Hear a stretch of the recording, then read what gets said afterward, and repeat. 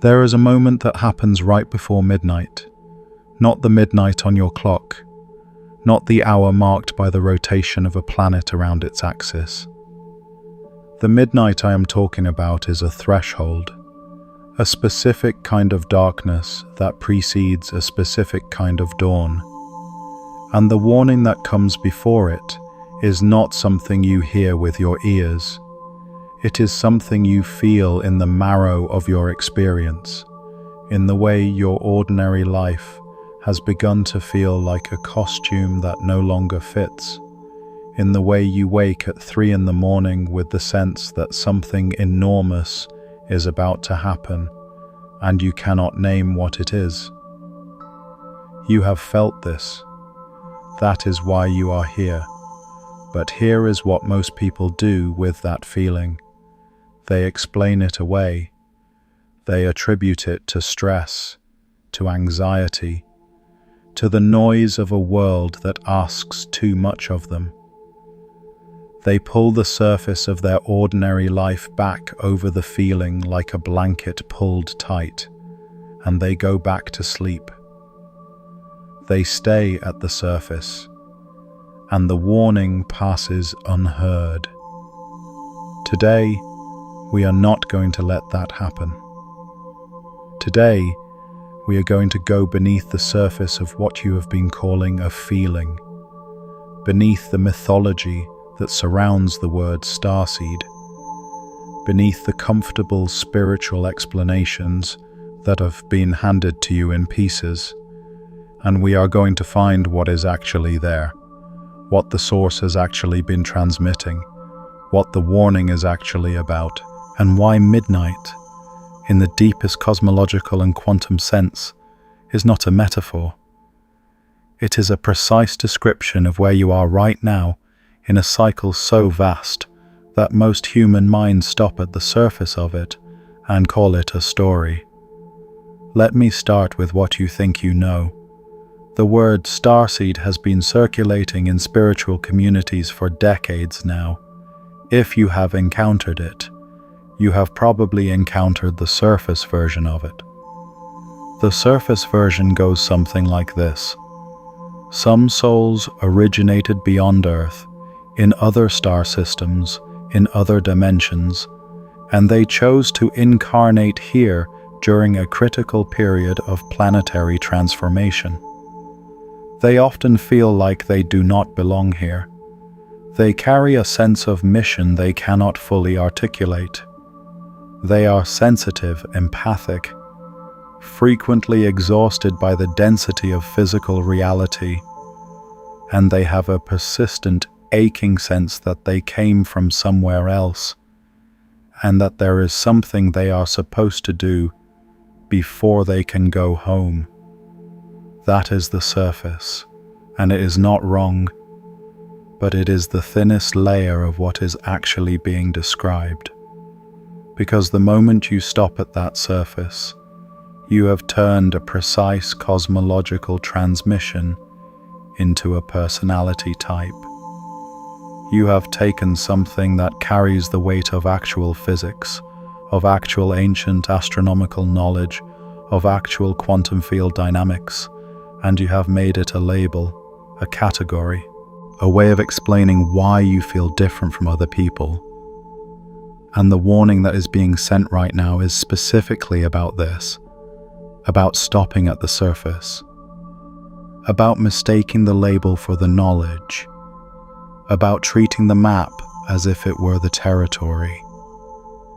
If this is landing for you, here is something I want to offer before we go further. Have you spent years trying every surface fix, therapy, mindset work, manifestation, habit redesign, and the same patterns keep coming back in different clothes?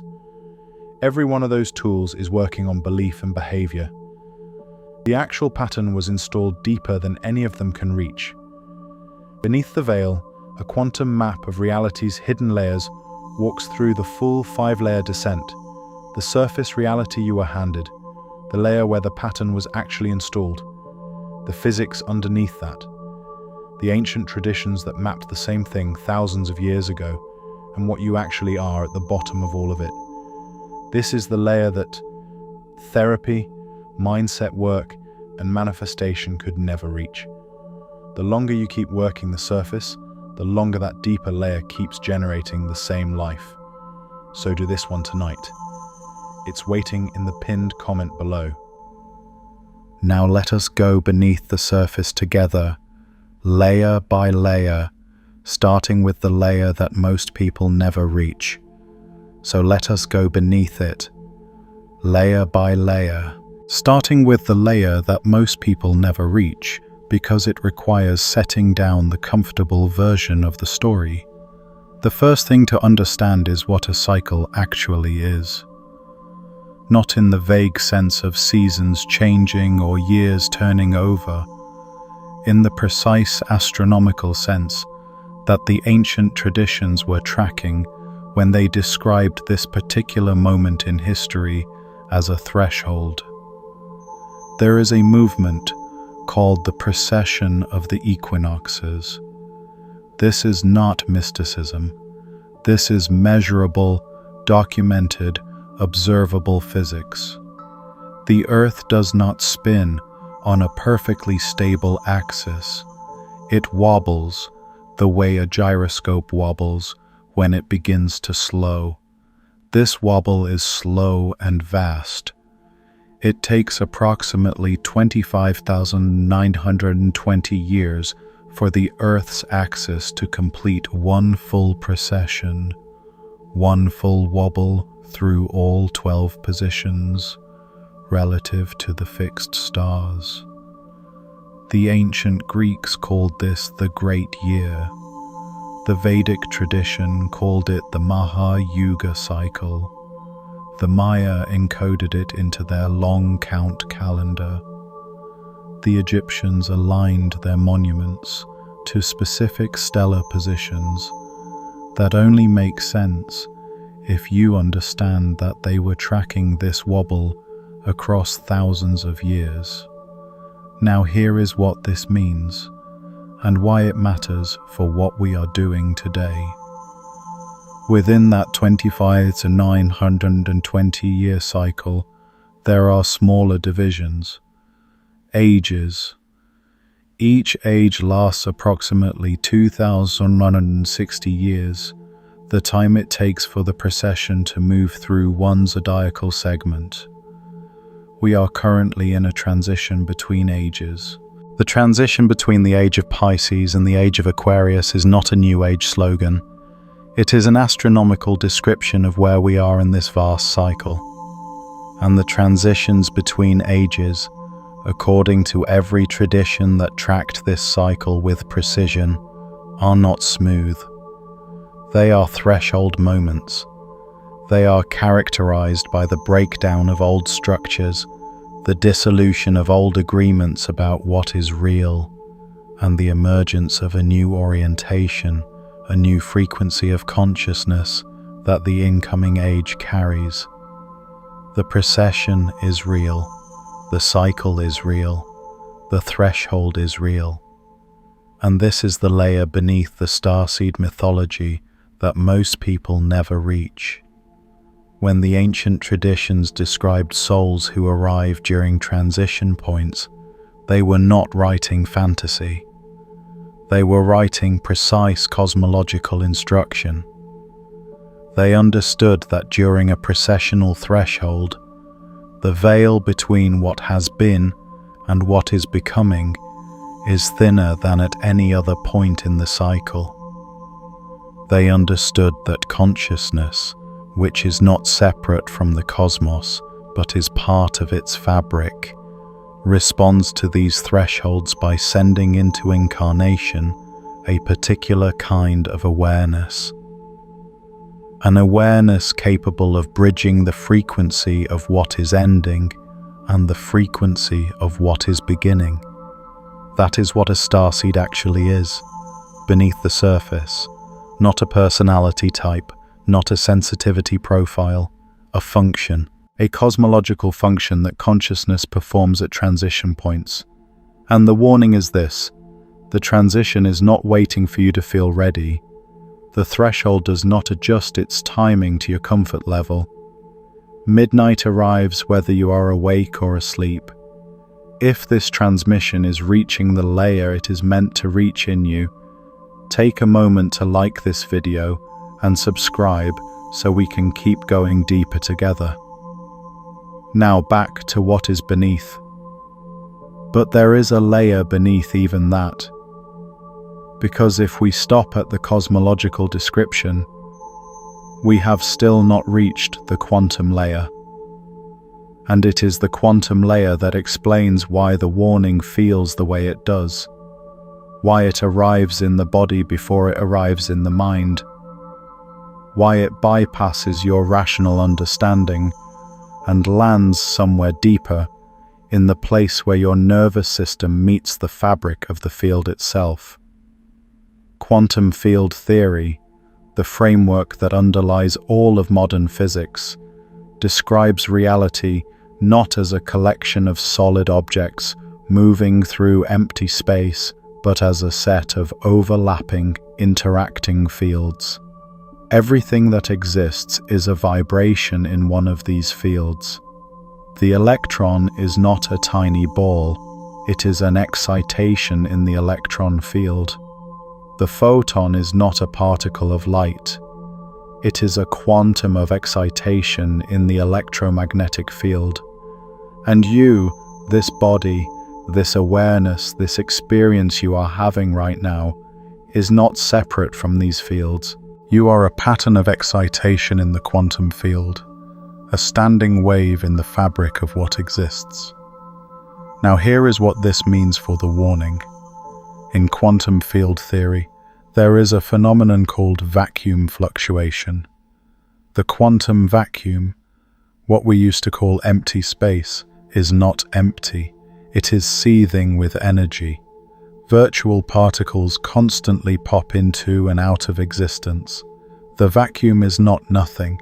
It is a plenum, a fullness, a field of pure potential from which every manifest thing emerges and into which every manifest thing eventually returns. The ancient traditions had a name for this. In the Vedic tradition, it was called the Akasha, the primordial field of consciousness from which all form arises. In the Kabbalistic tradition, it was called Ein Sof, the infinite, the no-thing, from which all being emerges. In the Hermetic tradition, it was called the Pleroma, the fullness. In the Tao Te Ching, it was the Tao itself, the nameless ground from which the 10,000 things arise. Every tradition that mapped the hidden layers of reality arrived at the same description. Beneath the visible world of solid objects and fixed identities, there is a field of pure, undifferentiated potential. And this field is not passive, it is responsive. It is alive in the deepest sense of that word, alive to the patterns of consciousness that move through it. And this is where the warning becomes precise. When a processional threshold arrives, when the cosmic clock moves from one age to the next, what changes is not just the astronomical configuration. What changes is the frequency at which the quantum field is being excited in the region of space-time we call Earth. The field shifts. The vacuum fluctuations change their character. The background hum of the cosmos moves into a new register. And consciousness, which is not separate from the field, but is the field becoming aware of itself, responds to this shift. It sends into incarnation the patterns of awareness that are calibrated to the new frequency. Patterns that carry, encoded in their very structure, the information needed to navigate the transition. You are one of those patterns, not as a metaphor, as a precise quantum description of what you are. But here is what the warning is about. A pattern calibrated to a new frequency, placed in an environment still running on the old frequency, does not automatically express its calibration. It can be suppressed. It can be entrained. It can be pulled into resonance with the dominant frequency of the old age, the frequency of separation, of scarcity, of the belief that solid matter is all there is, and that the quantum field beneath it is irrelevant to daily life. The warning is about entrainment, about the specific danger of a consciousness calibrated for the new frequency, spending its entire incarnation running the programs of the old one.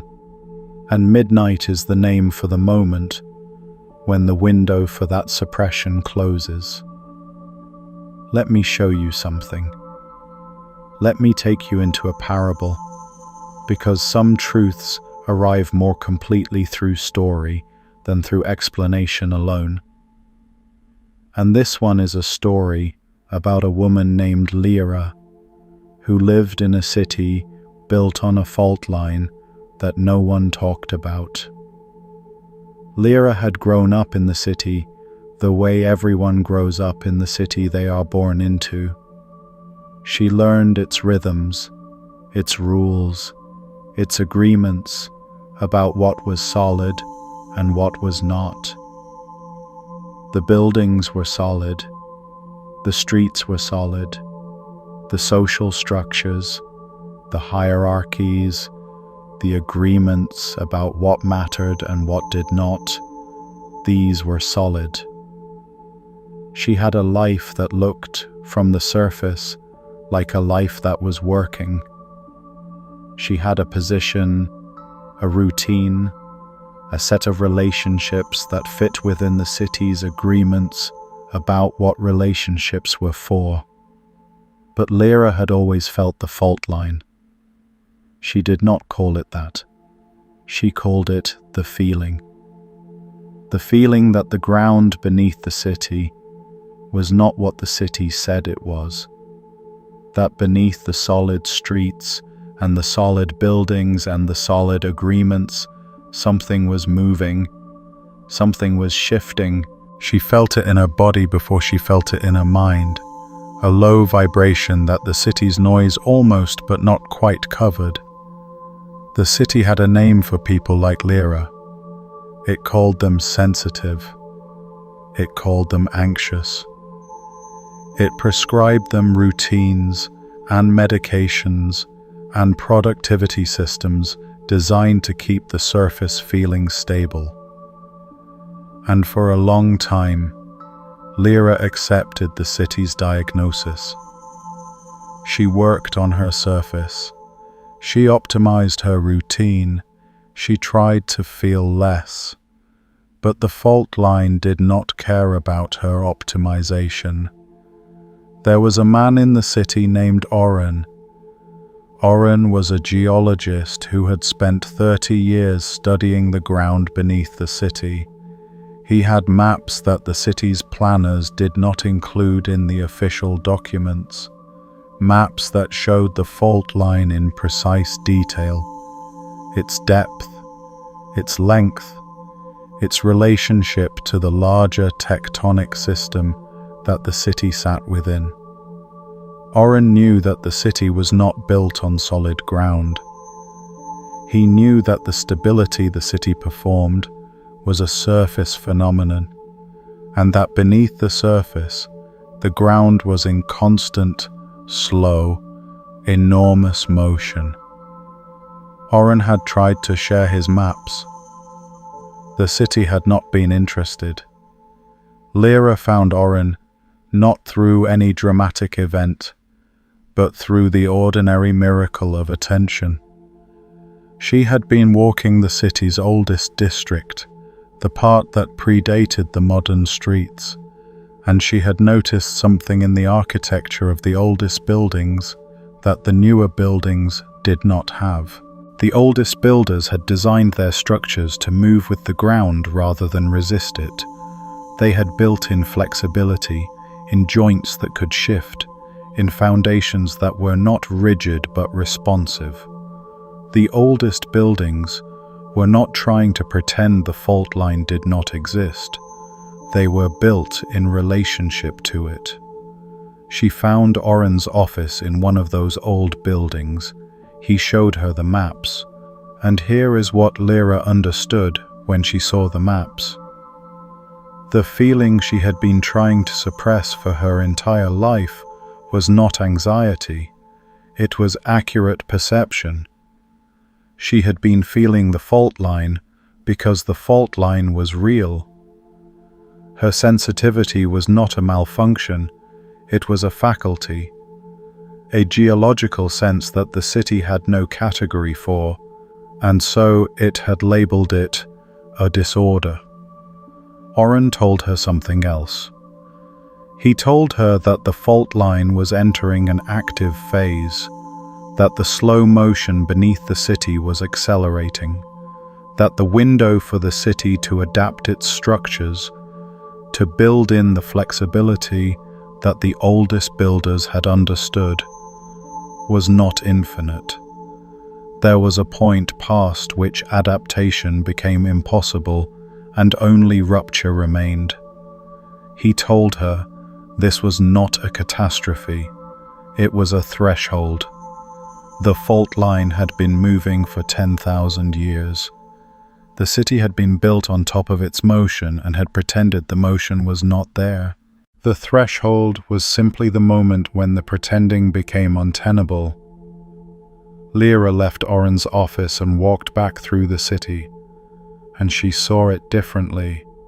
She saw the surface for what it was, a thin agreement, stretched over something vast and moving. She saw the people around her, performing the city's agreements with the energy of people who have never been shown the maps. She felt something clarify in her that had been confused for as long as she could remember. She was not broken. She was a geologist in a city that had forgotten what ground was, and she understood, with a precision that she could not have articulated before seeing the maps, that the warning was not a threat. It was information. The fault line was not her enemy. It was the reality that the city had been avoiding, and the only thing that the warning required of her was this: stop pretending the ground is solid. Start building in relationship to what is actually there. This is the parable, and now I want to show you what is beneath it. Because the fault line in Lira's city is a precise description of the quantum field beneath your ordinary life. The city is the surface reality you have been taught to accept as final. The oldest builders are the ancient traditions that built their understanding in relationship to what was actually beneath the surface. Oren is every physicist, every mystic, every consciousness researcher who has tried to share the maps and been told that the maps are not relevant to daily life. And Lira is you, not metaphorically, precisely. The feeling you have been calling anxiety, or sensitivity, or the sense that something enormous is about to happen, that feeling is accurate perception. It is not a disorder. It is a faculty. It is the part of your consciousness that is calibrated to the quantum field beneath the surface of ordinary reality, registering the shift in that field that corresponds to the precessional threshold we are moving through right now. The warning is not a punishment, it is information. And the information is this: the window for adaptation is not infinite. What hidden layer has this transmission touched in you so far? Drop into the comments a moment when you felt the fault line beneath your own life, when the ground shifted beneath a belief you had been standing on, and what you found underneath it. But here is where I need to take you deeper still, because we have been circling something that needs to be named directly. What does it actually mean to be sent by the source? The surface version of this idea, the one that circulates in spiritual communities, is that there is a cosmic intelligence, a God or a universal mind, that makes deliberate decisions and dispatches souls to specific incarnations with specific missions. This is a story. It is a useful story, but it is a surface story, and beneath it is something more precise and more extraordinary. In quantum mechanics, there is a principle called non-locality. This was not a philosophical claim. It was proven experimentally. In 1964, physicist John Bell derived a mathematical theorem, now called Bell's inequality, that made it possible to test whether quantum particles could be correlated across space without any local, classical signal passing between them.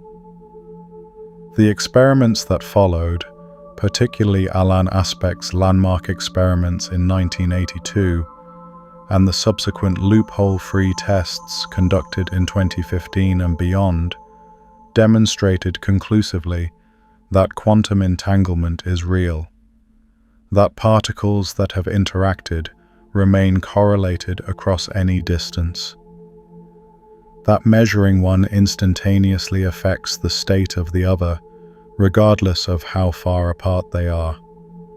This is not a metaphor. This is measured, documented, reproducible physics. What non-locality means, at the level of the quantum field, is that the field is not a collection of separate things that sometimes interact.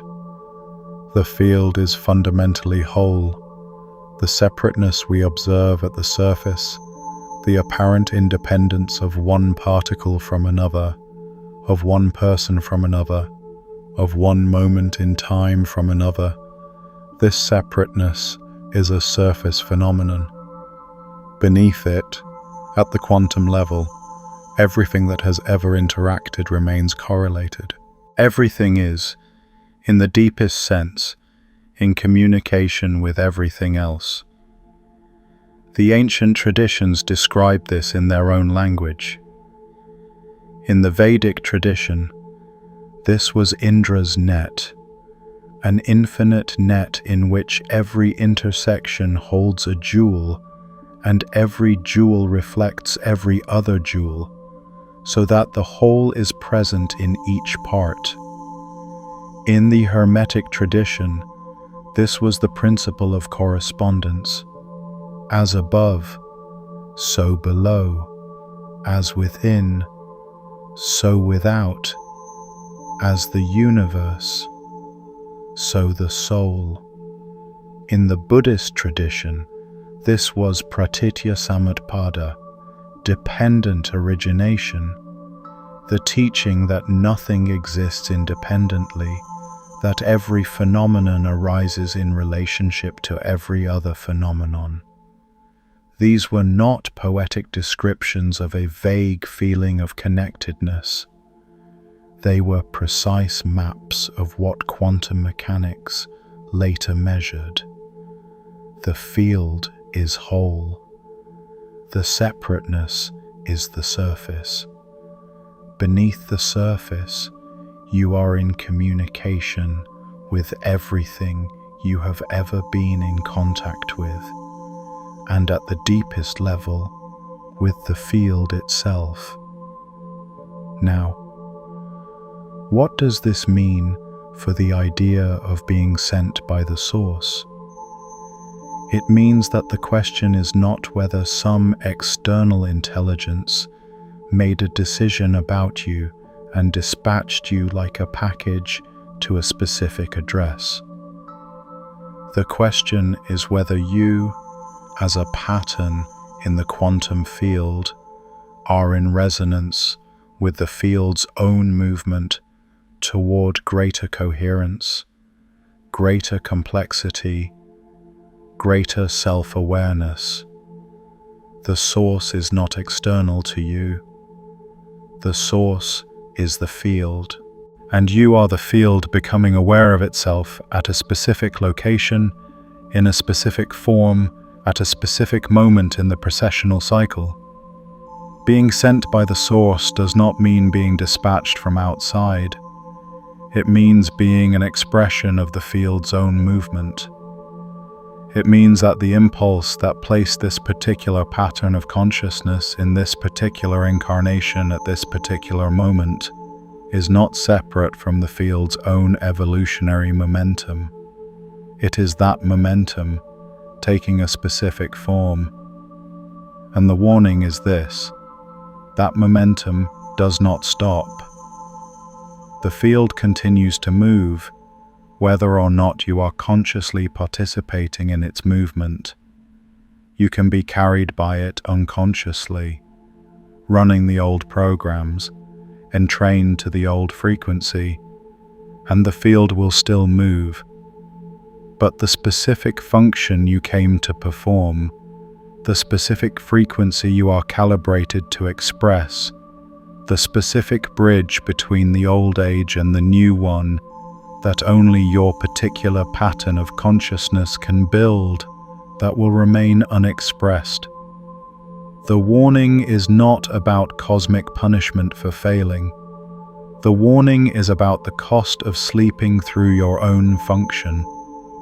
Let me take you to the ancient Lira now, because the Vedic tradition has something to say about this that goes deeper than most modern Starseed teachings have reached. In the Vedic cosmological system, time is not linear. It does not move from a fixed past through an uncertain present toward an open future.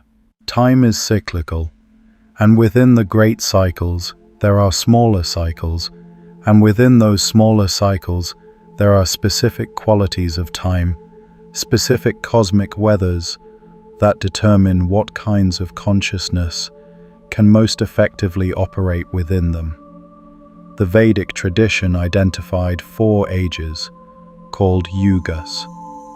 The Satya Yuga, the age of truth, when consciousness is most expanded and the veil between the quantum field and ordinary perception is thinnest. The Treta Yuga, when 1/4 of the light dims. The Dvapara Yuga, when half the light is gone. And the Kali Yuga, the age of darkness and confusion, when the veil is thickest, when the surface is mistaken most completely for the whole of reality, when consciousness is most thoroughly entrained to the frequency of separation and material density. The Vedic scholars were not unanimous about exactly where we are in this cycle, but a significant strand of Vedic astronomical interpretation, particularly the work of Sri Yukteswar in his 1894 text, The Holy Science, places us at the end of the Kali Yuga and the beginning of the ascending Dvapara Yuga, a transition out of the age of maximum darkness toward the age of returning light. This is not identical to the astrological age of Aquarius, but it maps onto the same precessional reality from a different tradition's coordinate system. both are describing the same threshold. Both are using the astronomical mechanics of the Earth's wobble to mark a transition in the quality of consciousness that the cosmos is moving through. And both traditions understood something that the modern starseed mythology has largely lost. The transition is not automatic. It is not guaranteed. The new age does not simply arrive and install itself like a software update. It requires consciousness to participate in its own evolution. It requires the patterns of awareness that are calibrated to the new frequency to actually activate that calibration, to actually express it, to actually build the bridges between what is ending and what is beginning. In the Vedic tradition, this is called Dharma, not in the diluted sense of personal purpose or lifestyle alignment, in the precise cosmological sense of the function that a specific form of consciousness performs in the larger order. Every pattern of consciousness has a dharma, a specific contribution to the coherence of the whole. And the Kali Yuga's greatest danger, the thing it does more effectively than any other age, is convincing consciousness that its dharma is irrelevant, that the surface is all there is, that the field beneath the surface is a fantasy, and that the only real task is survival within the existing structure. The warning that is being sent before midnight is a warning about the Kali Yuga's final gambit, its last attempt to keep consciousness entrained to the frequency of separation before the threshold is crossed. And it is working on you right now, not in an obvious way, not through overt suppression, through subtlety, through the 1,000 small agreements you make every day with the surface version of reality, through the way you explain away the feeling, through the way you consume the language of awakening without letting it actually change the frequency at which you operate, through the way you use the word starseed as an identity rather than as a function. This is the layer beneath the warning, and it is the most important one. Let me give you the quantum mechanics of what is actually happening when you do this. In quantum field theory, a phenomenon called spontaneous symmetry breaking describes how a field that is initially in a state of high symmetry, a state of maximum potential, transitions into a specific, lower symmetry configuration. The classic example is a ferromagnet cooling through its Curie point. Above the Curie temperature, the magnetic domains point in random directions. The symmetry is perfect. Every direction is equally possible. But as the magnet cools, the domains align. A specific direction emerges. The symmetry breaks. And once it breaks, the configuration is stable. It resists returning to the high symmetry state. This is a precise description of what happens to consciousness when it becomes entrained to a specific frequency. The field of pure potential, the high symmetry state where all frequencies are possible, collapses into a specific configuration. The configuration is stable. It resists change. And the energy required to break the symmetry again, to return to the state of open potential, is not zero. It requires a perturbation, a fluctuation strong enough to push the system over the energy barrier that separates the current configuration from a new one. The warning is the perturbation, the feeling you have been having, the sense that something is about to shift, the 3 a.m. wakefulness, the persistent sense of mission without clarity about what the mission is, the exhaustion with the surface, the hunger for something real beneath it. These are the quantum fluctuations of the field pushing against the symmetry broken configuration of your consciousness, trying to return you to the high symmetry state, trying to open the possibility space again before the threshold passes. And here is what midnight means in this framework.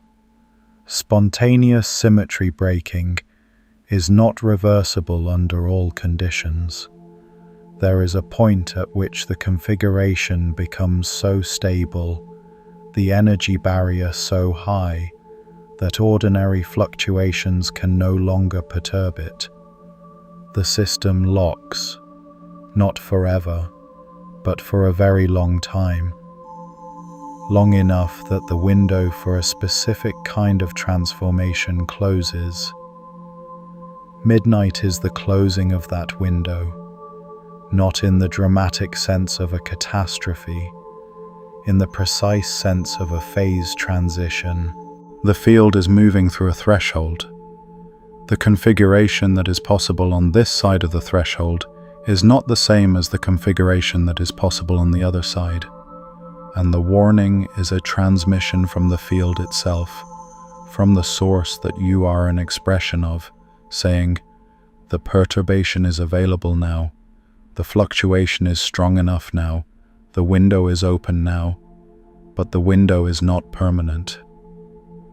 Now I want to give you something practical, because we have been in the depths for a while, and the whole point of going this deep is to bring something back that you can actually use. So I want to offer you a practice, not a visualization exercise, not a meditation instruction in the conventional sense, a specific perceptual shift that you can make right now, in this moment, that will change the frequency at which you are operating. Here is the practice. Think of one belief you hold about your life that feels like bedrock. Not a surface preference, not a casual opinion. A belief that feels so fundamental that questioning it feels dangerous. It might be a belief about what you are capable of, a belief about what you deserve, a belief about what is possible for someone in your circumstances, a belief about what the world is and how it works. Find the one that has the most weight, the one that, when you touch it, you feel the most resistance. Now do this. Do not try to change the belief. Do not try to replace it with a more positive one. Do not argue with it. Just do this one thing. Ask what is beneath it. Not what caused it, not where it came from. What is beneath it? What is the layer of reality that the belief is sitting on top of? And what would you see if you could look through the belief at the layer underneath? In quantum terms, what you are doing is this. The belief is a symmetry-broken configuration. It is a stable, low-energy state that the field of your consciousness collapsed into at some point in response to experience. It feels like bedrock because it is stable. But stability is not the same as truth. A crystal is stable. It is also a frozen configuration of what was once a fluid. When you ask what is beneath the belief, you are not trying to melt the crystal by force. You are introducing a fluctuation. You are creating a small perturbation in the energy landscape. And if the fluctuation is strong enough, if the question is genuine enough, if you actually look at the layer beneath rather than just asking the question as a technique, the configuration can shift. Feel what happens in your body when you do this, not in your mind, in your body. Where does the resistance live? Where does the weight of the belief press against you? And when you ask, what is beneath it, where does that question land? Where in your body does it create movement? This is the quantum field speaking to itself through you. This is the source, sending the perturbation through the only channel it has available. Your willingness to look beneath the surface of what you have accepted as bedrock. Stay with whatever you found. Do not rush past it. The deepest layer is not the most dramatic. Often it is the quietest. Often it is something you already knew, but had not been willing to look at directly. There is a second dimension to this practice that I want to add, because the first part, asking what is beneath the belief, is the descent. But the descent is only half of what the practice requires. The other half is the return. Once you have found the layer beneath the belief, once you have touched the ground that the belief was resting on, the question becomes, what would you build on this actual ground rather than on the surface the belief was pretending was the ground? Not in the abstract, specifically. If the belief that you are not ready is sitting on top of a layer of complete, unbroken competence that you have never let yourself acknowledge, then what is the first concrete thing you would do today if you were operating from that competence rather than from the belief about its absence? Not the grand gesture, the first specific thing, the smallest possible expression of the actual ground. This is where the practice becomes a frequency shift rather than a moment of insight. Insight without action is the metastable trap. The crystal gets to keep its shape while you admire how clearly you can see it. The practice is complete only when the seeing changes the building, when the map changes how you move through the territory. Write it down if you need to. Make it concrete enough that you could describe it to someone else in one sentence. And then do it today, not as a test of the practice, as the practice itself, as the perturbation completing its work. And now let me show you the deepest layer of what we have been uncovering today. Because we have talked about the precessional cycle, we have talked about the quantum field and non-locality and spontaneous symmetry breaking. We have talked about the Vedic Yuga system and the Hermetic principle of correspondence. We have talked about the warning and the window and the cost of sleeping through your own function. But all of that is still, in a sense, a surface. It is the surface of a truth that is older and simpler and more direct than any of the frameworks we use to describe it. The deepest layer is this: you are not a human being having a spiritual experience. You are the field having a human experience. The separation between you and the source is not a gap to be bridged. It is a surface phenomenon. It is the symmetry broken configuration of a consciousness that has been entrained to the frequency of separation for long enough that the separation feels real. Beneath that feeling of separation, at the quantum level, you are in continuous, unbroken communication with the field. You have never left the source. You cannot leave the source. The source is what you are made of, what you are an expression of, what you will return to, not at death, but at every moment of genuine stillness, every moment of genuine presence, every moment of looking beneath the surface of what you have accepted as final. The Starseed mythology at its surface, is a story about beings from elsewhere who came here to help. That is not wrong, but it is the surface. Beneath it is this: every consciousness is from elsewhere, in the sense that every consciousness is an expression of a field that is not limited to the physical form it is currently inhabiting.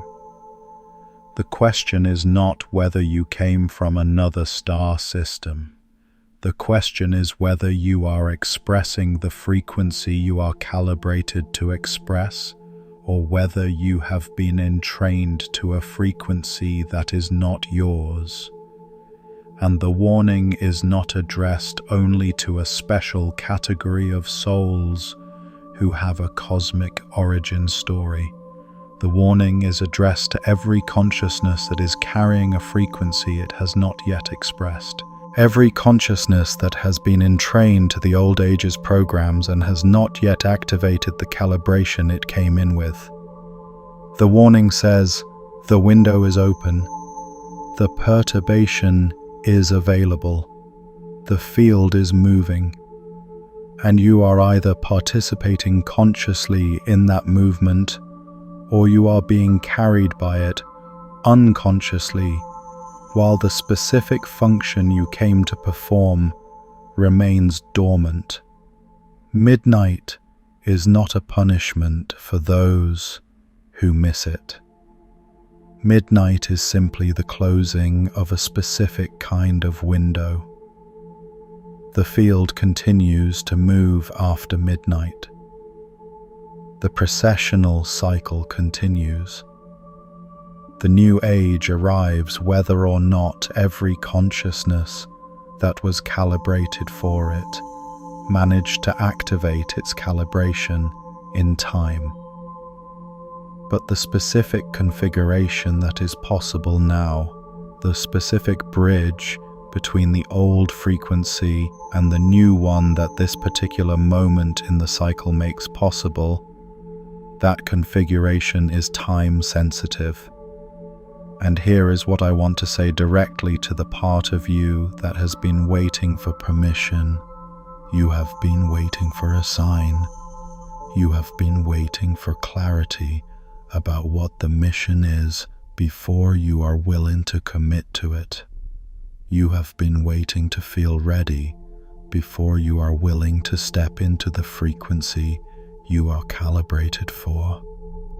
You have been treating your function as something that will become obvious once the conditions are right, once the circumstances align, once you have done enough inner work to feel qualified.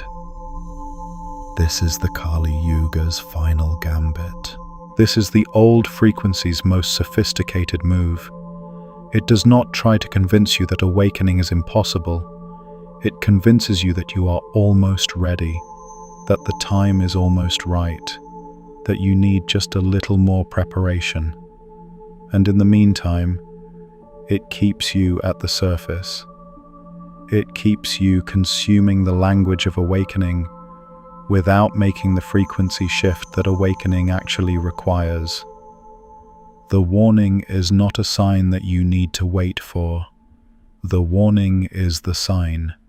The feeling you have been having is not a symptom that needs to be resolved before you can begin. The feeling is the beginning. It is the field perturbating the frozen configuration of your consciousness. It is the source transmitting through the only channel available, your own direct experience. The question is not whether you received the warning. You received it. That is why you are here. The question is what you do with it. Let me tell you about a second figure in Lira's story, because there was someone else in that city who felt the fault line, who found Oren's maps, who understood what they meant. His name was Kale. Kale was brilliant, more analytically precise than Lira, more fluent in the language of geology, more capable of explaining the fault line's mechanics to anyone who would listen. He had spent years studying the maps. He had read everything Oren had written. He had developed his own extensions of Oren's work, his own models of how the fault line would behave as it entered its active phase.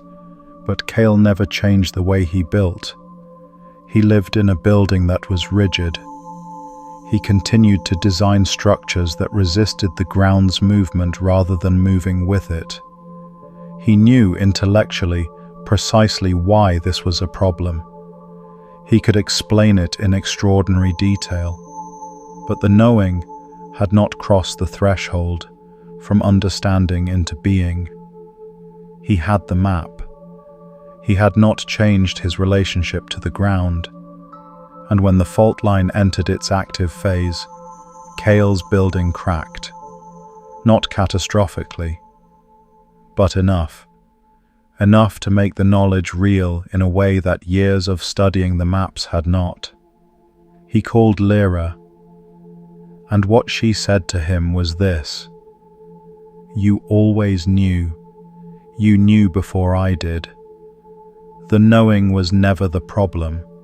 The problem was that you kept the knowing at the surface. You let it be information rather than transformation. You used it to understand the fault line rather than to build differently.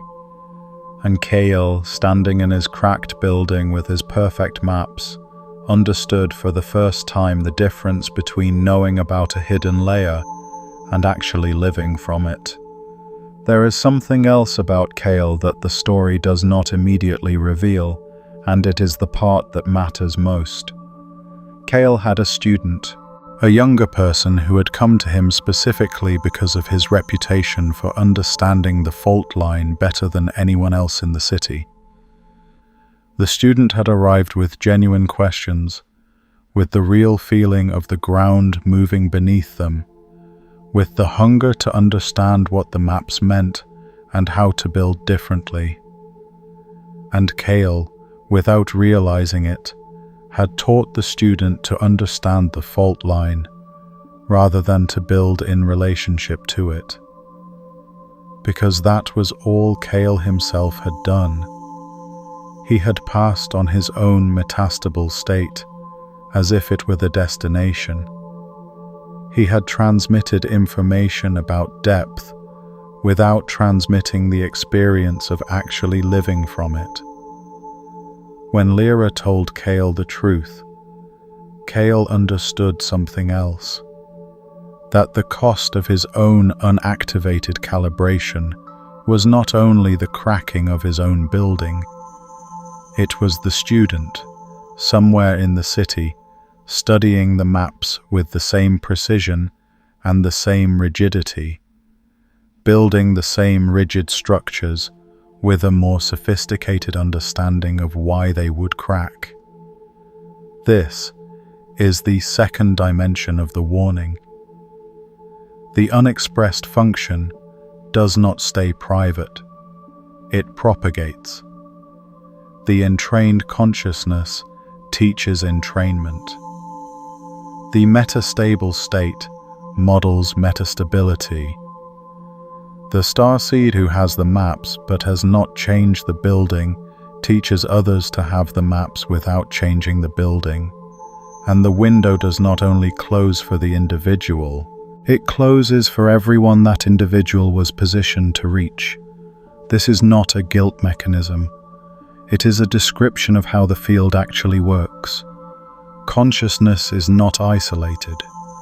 It is in continuous, non-local communication with every other consciousness it touches.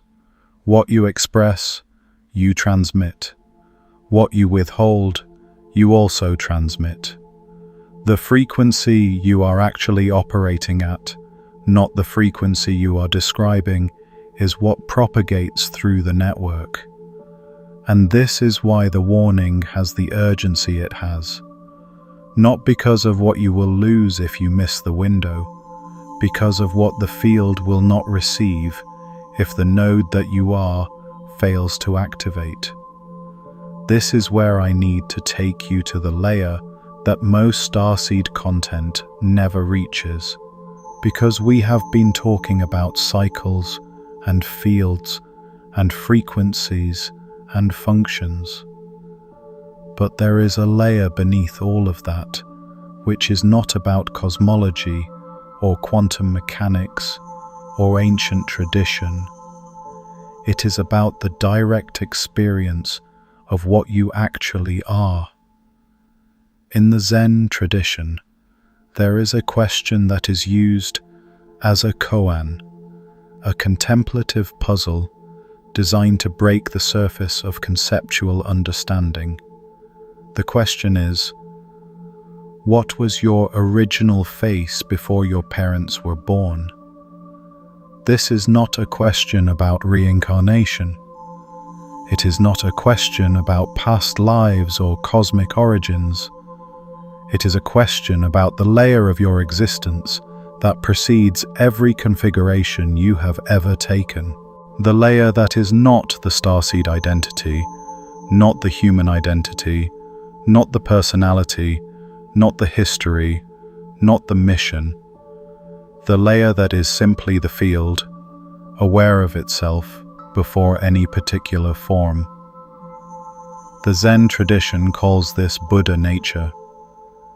The Vedic tradition calls it Atman, the self that is identical with Brahman, the universal field.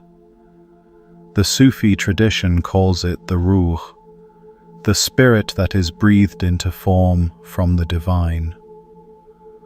The quantum field calls it the vacuum state, the ground state of the field, before any excitation, before any particle, before any form. This is the deepest layer, not the starseed function, not the cosmic mission, not the frequency calibration, the ground itself, the field before it takes any particular form. And here is what the warning is ultimately about, at this deepest layer. Every form the field takes, every excitation, every particle, every consciousness, every incarnation is a temporary configuration. The configuration has a function.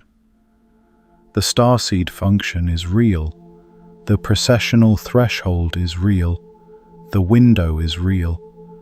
But beneath the function, beneath the threshold, beneath the window, there is something that is not temporary.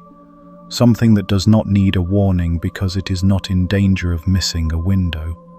Something that is not calibrated to a specific frequency because it is the field from which all frequencies arise.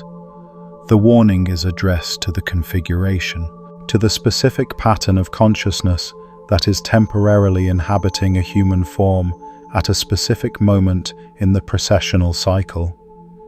And the warning is real, and the urgency is real, and the window is real. But the deepest layer of the warning is this: the configuration that is being urged to activate, the function that is being called forward, the frequency shift that is being invited.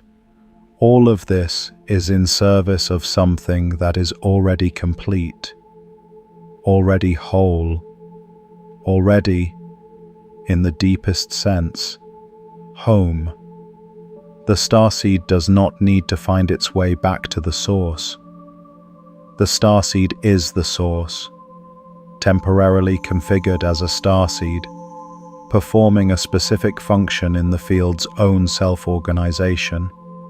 And when the function is complete, the configuration dissolves back into the field, not as a loss, as a return, as the wave completing its movement and returning to the ocean.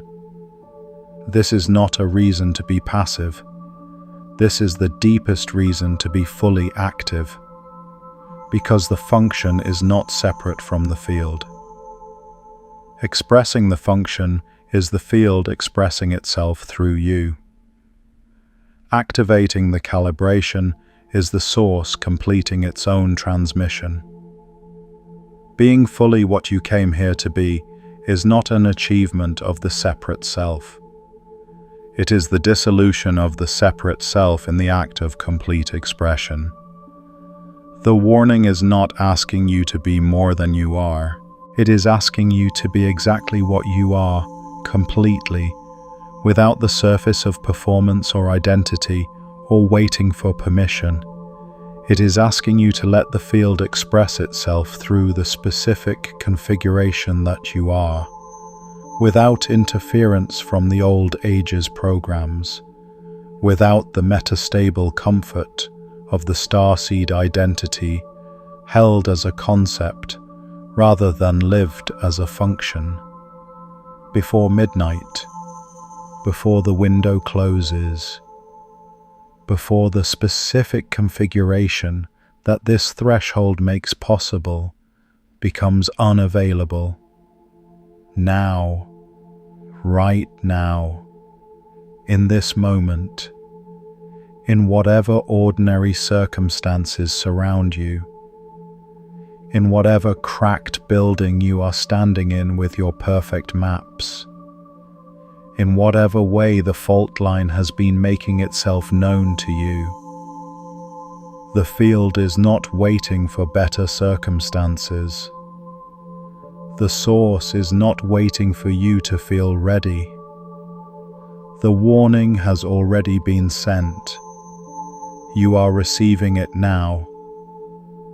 The question is only this: will you let it do what a perturbation is designed to do? Will you let it shift the configuration? Will you let the knowing become being? I want to ask you something, and I want you to hold the question rather than answer it immediately. Sit with it. Let it go beneath the surface of your first response.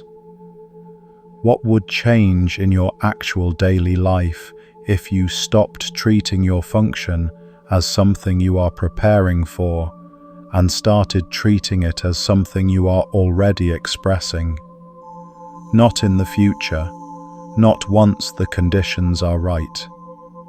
Now, in the specific circumstances of your specific life, what would you do differently? What would you stop doing? What would you say that you have been not saying? What would you build differently? This is not a rhetorical question. This is the practice. This is the perception shift that the warning is asking for. Not a visualization, not a meditation, a concrete, specific, honest answer to the question of what it would look like if the frequency shift were already complete. Because here is the thing about spontaneous symmetry breaking that I have not yet told you.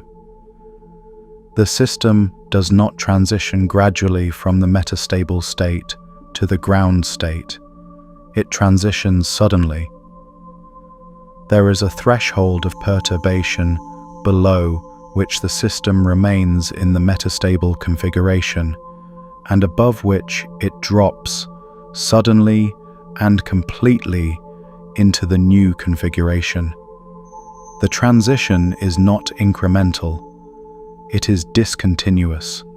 This is what awakening actually feels like when it is real, not a gradual improvement, a discontinuous shift, a sudden clarity, a moment in which the configuration that felt like bedrock reveals itself as a surface, and the ground beneath it, the actual ground, the field itself, becomes directly perceptible. You cannot approach this gradually. You cannot optimize your way to it. You cannot prepare your way to it. You can only allow the perturbation to be strong enough to push you over the threshold. The warning is the perturbation. This transmission is the perturbation. The question I just asked you is the perturbation. And the only thing that determines whether the perturbation is strong enough is your willingness to let it actually land. to let it actually change something, to not absorb it into the existing configuration and use it as more material for the same surface. Let it land.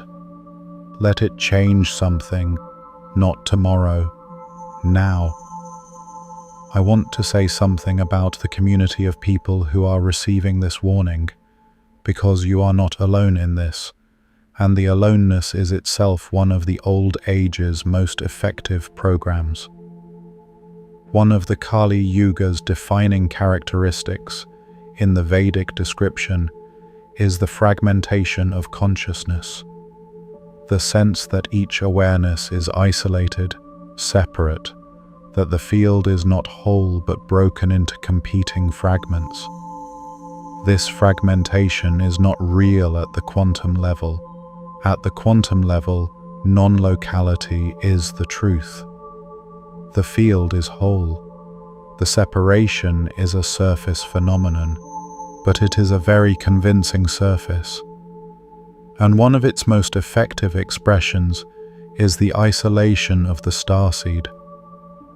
The sense of being the only one who feels the fault line, the only one who has the maps, the only one who cannot quite fit into the city's agreements about what is solid and what is not.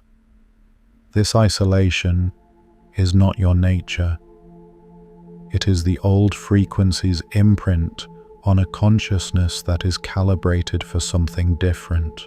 And the antidote is not finding other people who share your isolation. The antidote is recognizing that the field is whole, that the consciousness that is expressing itself through you is the same field that is expressing itself through every other awareness that is receiving this warning, and that the function you came to perform is not a solo performance.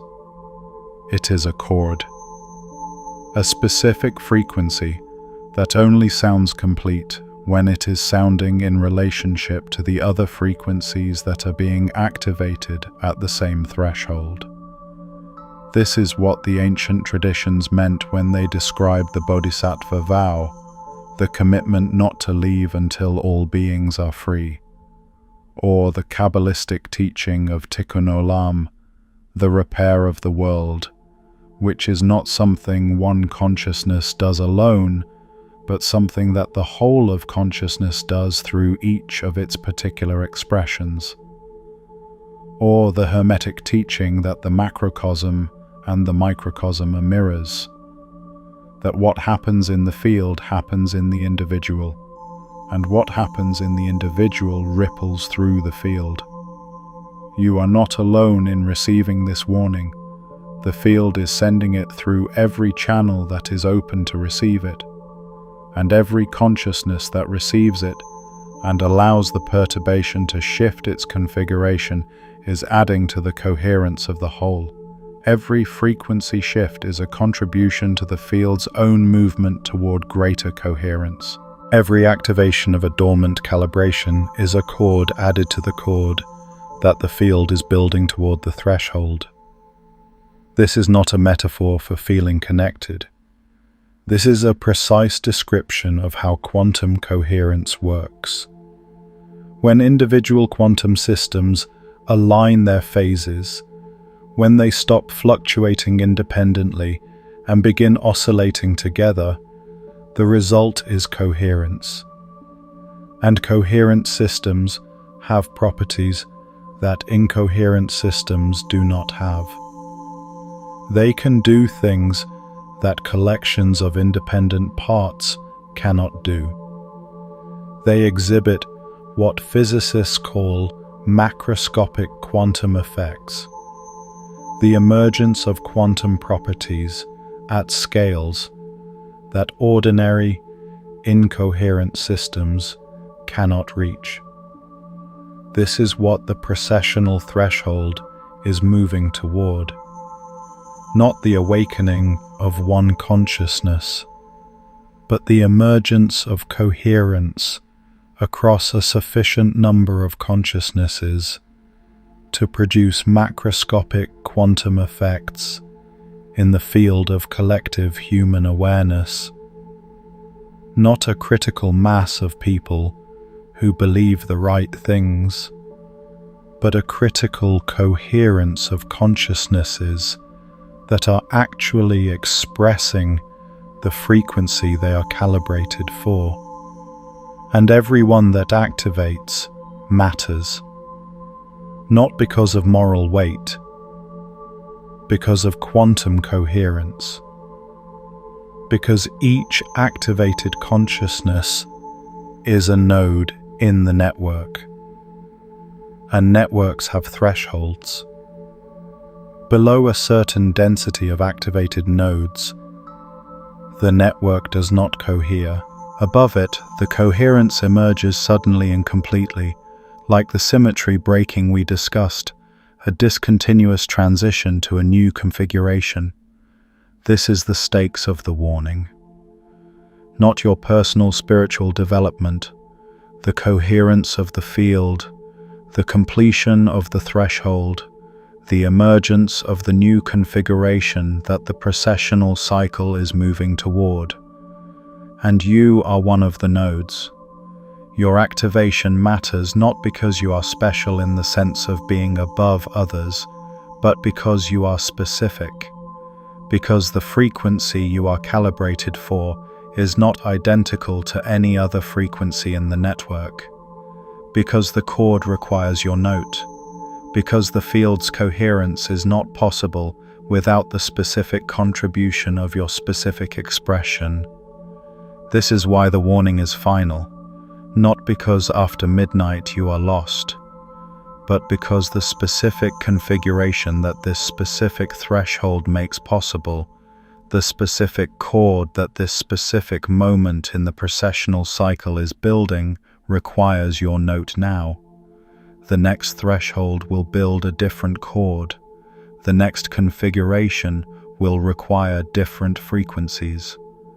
What is being built now, at this crossing, requires what you carry, and you have been holding it, waiting, preparing, studying the maps, understanding the fault line, knowing in the most sophisticated possible way that the ground is moving, and building rigid structures.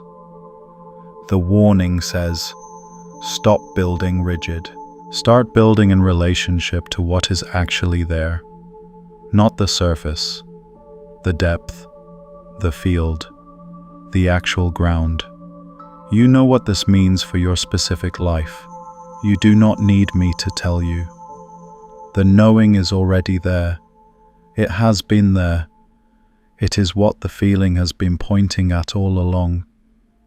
The 3 a.m. wakefulness, the sense of mission without clarity, the exhaustion with the surface, the hunger for something real. That knowing is the map. And the map has been accurate the whole time. You have just been waiting for permission to use it. Consider this your permission. Not from me, from the field, from the source, from the precessional cycle that is moving through its threshold, whether or not you are consciously participating, from the quantum field that is seething with the potential of the new configuration and waiting for the coherence to emerge, from every ancient tradition that mapped this hidden layer and left the maps for exactly this moment. Consider this the final warning before midnight, not the last chance for salvation, the last moment in which the specific window is fully open, the last moment before the threshold closes into the next configuration, and the specific function that this moment calls for becomes the function of a different moment. You are here because you are ready. Not because you feel ready, because the field sent you here, because the source, which is what you are an expression of, has been transmitting this perturbation through every channel available, And this channel, this transmission, this specific arrangement of words that is pointing at the layer beneath the layer beneath the layer, this is one of those channels. Receive it, let it land, let it shift the configuration, not as a concept, not as more material for the surface, as the perturbation it is designed to be. And then, in whatever way your specific function expresses itself, in whatever form your specific calibration takes when it is fully activated, in whatever note your specific frequency adds to the chord, go and express it. Build in relationship to the fault line. Design your life with the flexibility that the oldest builders understood. Stop pretending the ground is solid and start living from the actual ground, the quantum field, the source, the field that you are an expression of, and that is always, already beneath everything. The veil between you and this is thinner than you have been told. It is not a wall, it is a membrane. And membranes dissolve not when conditions are perfect, but when awareness is ready to see through them. Your awareness is ready. It has been ready. The warning has been received. What you do next is the answer.